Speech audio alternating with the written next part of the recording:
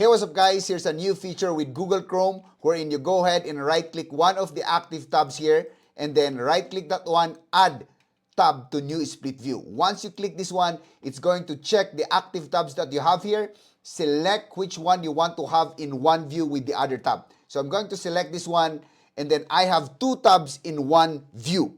All right? The next thing that you can do here is you can resize the other one, but the other one goes smaller, the other one goes wider. All right? Now, you can do multitasking here. If you want to do comparison, you want to do a couple of things at once, this is a very good feature with Google Chrome.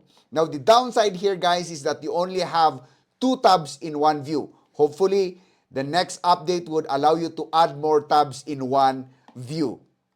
Now, if you want to exchange the position of this one, you go ahead and right-click, and then you go to that Arrange Split View, Reverse Views, kaboom! They are going to exchange their positions. Now, if you want to go back to the original settings wherein you have one tab at a time, you go back that one, Arrange Split View, and then Separate Views, voila! They are back to their original settings. Now, I hope this has been informative for you guys. See you in the next video.